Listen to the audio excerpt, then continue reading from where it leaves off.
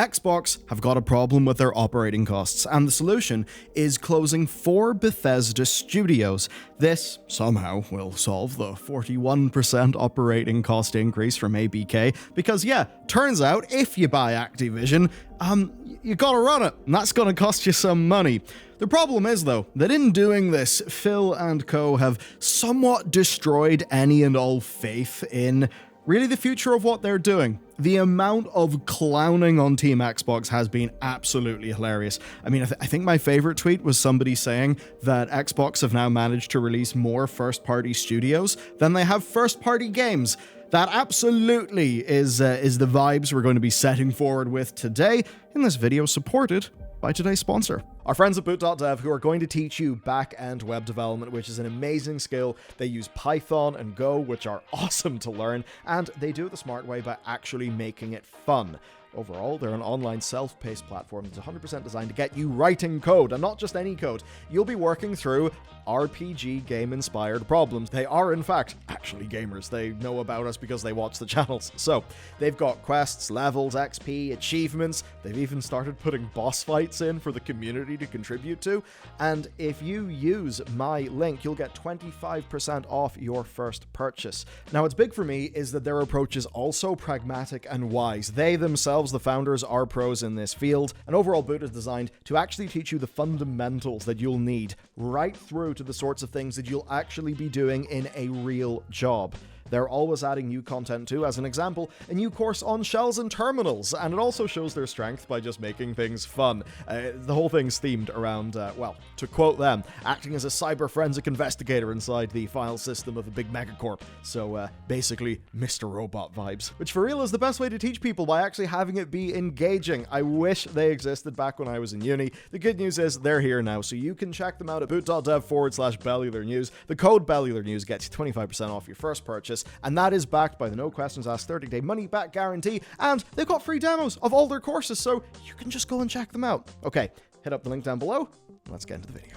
Right then, so Microsoft are closing 4 studios inside the Bethesda structure, but do remember, this is following the wake of course, the layoffs that started this year in a pretty heavy-handed fashion. The studios involved are Tango Gameworks, Arkane Austin, Alpha Dog Games, and Roundhouse Studios.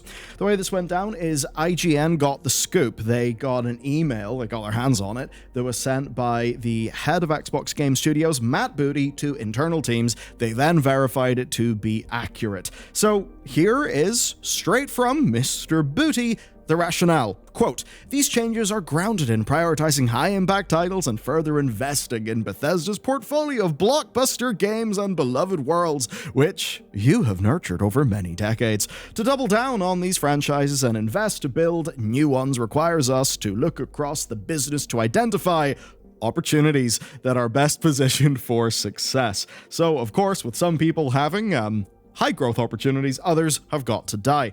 Now, when we take a look at what the last quarter has kind of been like, we can really see what this stuff means. So GameIndustry.biz did some real good coverage of the financials last quarter, right? Where essentially the Xbox division are still trying to deal with the wake of acquiring Activision Blizzard King. That's led to a 41% increase in operating costs for the division that includes Xbox. And we do have quotes from Phil Spencer talking about how ultimately the Xbox bunch, do need to kind of like operate a profit and loss division of Microsoft. And the core point there is basically that he is expected, I mean him and his team, they're expected to be producing good results somewhat irrespective of the rest of Microsoft. The point basically is, AI stonks ain't going to be used to pay for video games. Now, of course, you can say, hey, look, man, double down on your wins, cut off your losses. I totally get that. The thing that we're rather seeing, though, is that mid-term to long-term success,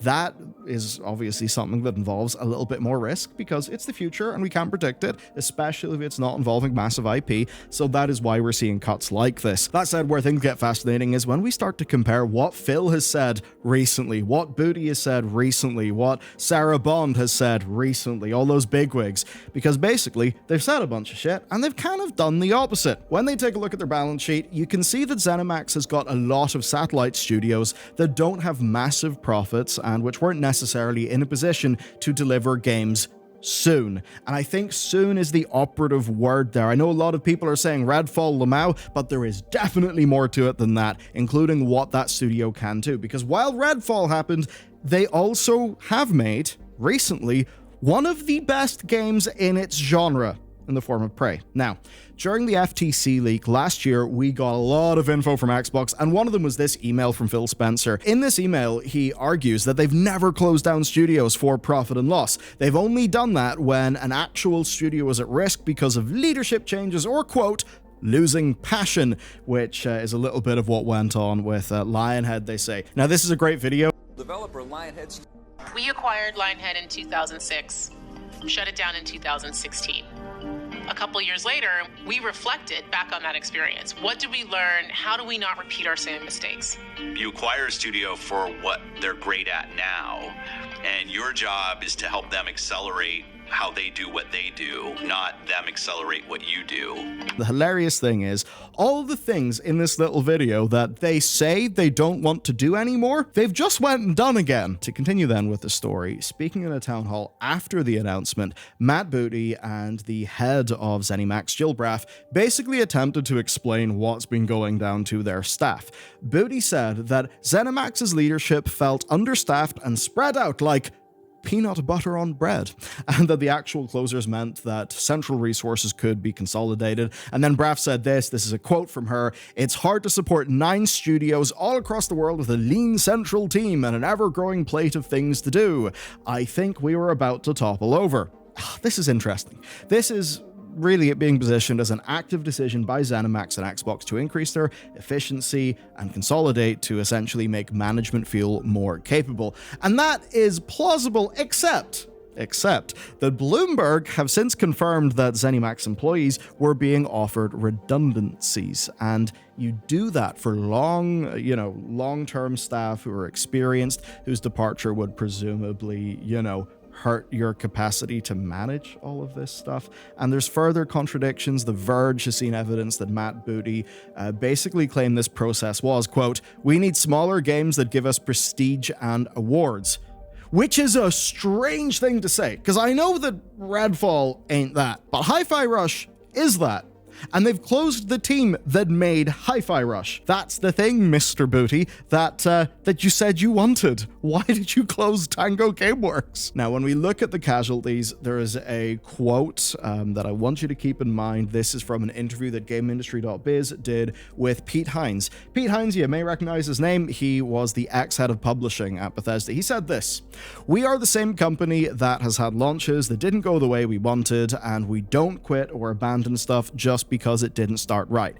That is what Mr. Hines said. And as much as, by default, I'm skeptical and, I will often read into things not particularly charitably, you can certainly look at Fallout 76 and say, okay, that game was a shit show, but credit to them, they did actually stick through with that game, and now quite a lot of people enjoy it and has a healthy and active player base. Now, the thing is, Hines said that, and then a month later he left. So with that in mind, let's take a look at what they're abandoning. Number 1, Arkane Austin. They are a 24-year-old team. They produced Redfall, Prey, and many more. They worked on Dishonored with the rest of Arkane, and they made quality titles as well as Redfall.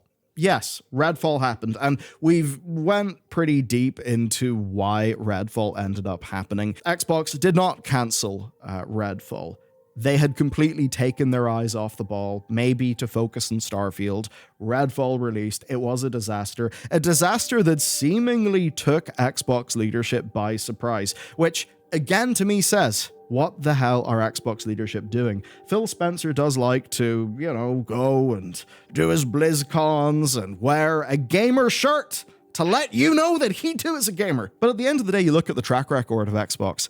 They have consistently released games that are not good. So it's like, Phil, for all of the retro gaming Memberries t-shirts you wear as chief of Xbox, where are the goddamn results? The understanding that I'm coming to is they did not have a next game greenlit, in production, and in sight. However, they were working on things. But with no immediate future, well, Redfall is obviously, studio's gone, Redfall's getting no more updates, and the strange thing is it's not getting the Hero Pass characters that were promised to special edition purchasers. Instead, Xbox are refunding people the upgrade cost. Now, Microsoft have said that some of that team will move on to other Bethesda projects, but overall, this is an example of piss-poor stewardship. This is a team that has suffered from multiple owners not having enough interest in what the studio is actually good at doing. And if you want a sign of how little they care, IGN sources confirmed that Redfall was supposed to be getting an update this month that would have added in, let's say, offline play, as well as some ongoing work on mechanics and patches, also the promise of the Hero Pass content for Halloween this year as a final capstone to the game. And then this was confirmed by DLC Depot on Steam because, well, if you take a look, you can see that actually it was getting updates 5 hours before the studio got cancelled. So obviously Microsoft didn't give a shit. And look, if I was a bigwig decision maker, I would have cancelled all work on Redfall very quickly after launch. That is what I would have done, because it would have been the same thing to do, and I would have tried to move that team onto, an immersive sim, which is actually what that studio's entire pedigree is about. And that's where we get to the future, because Bloomberg sources are actually suggesting that Arkane Austin wanted to return to its roots by pitching a new single-player immersive sim game, such as a new entry in the Dishonored series. That would have been a nice thing, but obviously, this is the games industry. We do not get to have nice things that often, I suppose, unless it's coming from an indie team. The implication here is that the cost of staffing up for a title such as a new Dishonored, that basically meant too much effort, cut the studio entirely. Next then, Alpha Dog Games, and funnily enough, Matt Booty actually got the name of this wrong in his email. He called them Alpha Dog Studios. Anyway, they were acquired by ZeniMax Media in 2019. They were a mobile team. You would have imagined that they would sort of sit okay alongside, say, King, right? Getting ready for that Xbox push into mobile that Xbox were so keen to say they were interested in during all of the, the FTC stuff. But anyway, instead, the studio's gone. We then have Roundhouse Studios, which, again, Matt Booty called them Roundhouse Games, so whoops, and that's a sad one to go, because originally they were a team called Human Head Studios, founded in 1997. They worked in the Rune games, and then the original Prey, if you remember that game, and they've done many games under many publishers. One of them was Bethesda Softworks, who allegedly had a working relationship on Prey 2 that was so hostile that Human Head said they actually couldn't sustain the company, and that meant the developers could be entirely hired away from Human Head to form Roundhouse in 2019. So steal all the staff as a handy way to not have to pay for the studio. Now, as for what they did with Bethesda, well, they weren't publicly making anything. They seemingly were working on supporting other Bethesda studios, including ZeniMax Online. So bringing them in means they might not all be let go, but it does mean that the long history of Human Head, and I suppose if you follow the humans involved, Roundhouse, that has been completely lost. We then got on to Tango Gameworks, and this is the one that really has made people, rightly I think, very, very angry. So, they released 2 of Microsoft's single-digit worth of games in the last 3 years. They did Hi-Fi Rush and Ghostwire Tokyo. They were a sort of almost talent incubator studio. They were building up a new generation of developers who would be making different kind of games. Not just their breakout title, which was The Evil Within, of course also the likes of Hi-Fi Rush. Now, Hi-Fi Rush, you might think, oh well, Tango must have got shut down because Hi-Fi Rush, must have been niche. Nobody liked it. Didn't get enough sales. Well, Microsoft said that Hi-Fi Rush was in fact performing brilliantly. This being one of the reasons why they used Hi-Fi Rush as one of their test games for their multi-platform push over to PlayStation, right? Now we know that because Jez Corden made this tweet, had a few questions in it. It was replied to by Aaron Greenberg of Xbox, and he said, Hi-Fi Rush was a breakout hit for us and our players in all key measurements and expectations. We couldn't be happier with the team at Tango Gameworks, that they delivered this surprise release. P.S. A year later, they're gone. Cool. They won a BAFTA just a few weeks ago for Hi-Fi Rush. So, that's, that's nice flippin' seasoning in this. Now, in 2023, the studio head, Shinji Mikami, he left. And the reason he gave was that he actually felt that the studio had become the incubator of talent as he had wanted, meaning that he could now step aside from leadership and get back to frontline game development. But now the studio that he founded has been shut down. And, all that investment in talent and infrastructure has been wasted. And this is extra messy because of the context of Tango Gameworks.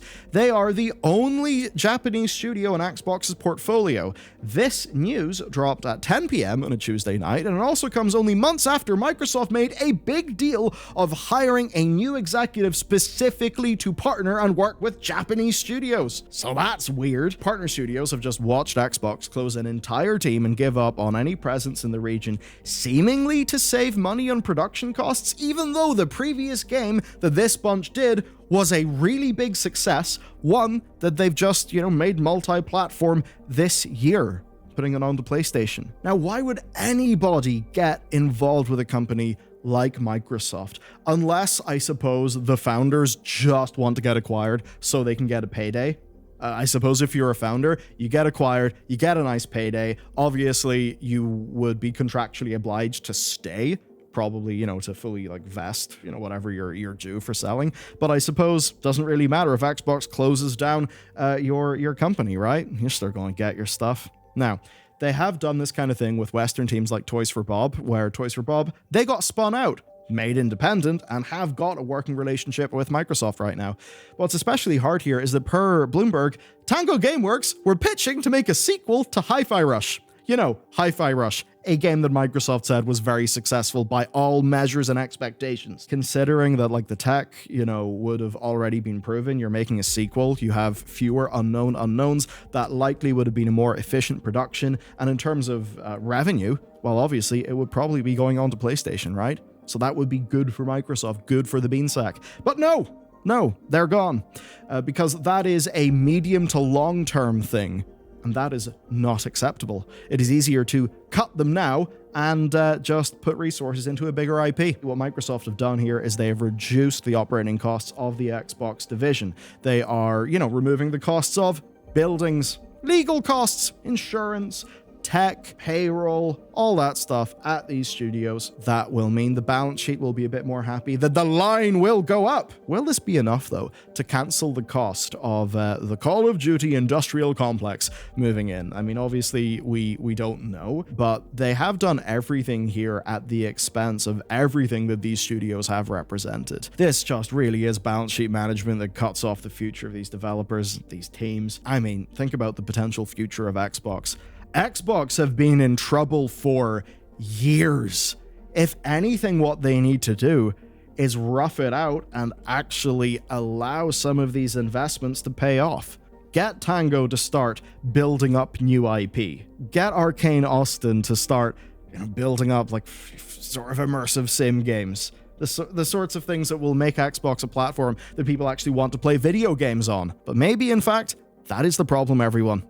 Maybe it is that they have well and truly lost the console race, and lost so hard that now a lot of their first-party incentives that say grow the platform, sell consoles, build the ecosystem, kind of starts to tell me those things are gone, and they're now operating a little bit more like Activision. Remember how Activision absolutely just, they would murder everything to do more Call of Duty.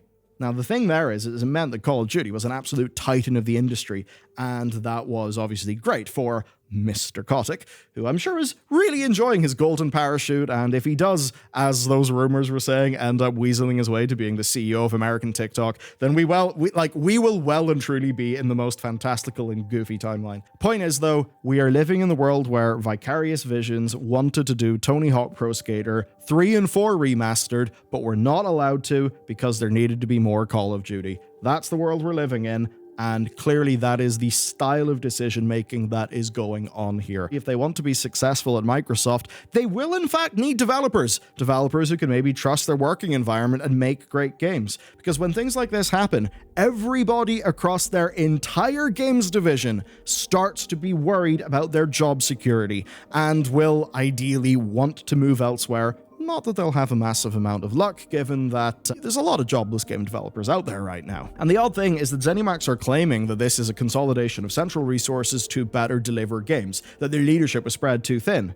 If that's the case, then the actual root of the problem is there aren't enough central team members to support these studios. And guess what? We're in an economy where there are thousands of experienced, talented developers who could step into those senior support roles. So they could have gone the other way and solved their problem of not enough leaders for how many studios they have by hiring a small number of people to take on that problem, maybe taking a short-term hit in order to get more games out in the medium term and in the long term, because there will be long-term plays. I imagine a new immersive sim from Arkane Austin would take a while, but a new Hi-Fi Rush, a sequel, that's surely going to be more of a 3-year game development cycle, right? Because, or maybe even a 2-year cycle, because ultimately they've made the first one before. They've already solved so many of their design problems. They've already answered so many of their design hypotheses. That's investment, whereas this is cutting. I mean, Xbox are saying this is about investment, but what they've just done is tell everybody that it doesn't matter if you make Hi-Fi Rush. It doesn't matter if you make Redfall. You're gone. So, whether your game is good, whether it's bad, the result is you don't feel job security. I mean, have you seen the memes going around of, remember the Xbox X Bethesda, big presentation banner thingy they had? And it was Xbox, Bethesda, and then at the bottom it had all the studios. And it's just people, crossing the studios out. And for how it feels on the ground, here's a tweet from Wesley Yin Pool, who I believe writes for Eurogamer, but of course, when you're, writing for those publications, you often do have sources. So he says that from what he is hearing, that things are not going down well internally at Bethesda, that stuff is pretty rough in the ground. Here's the senior director of communications and franchise at Obsidian saying, why do I still do this?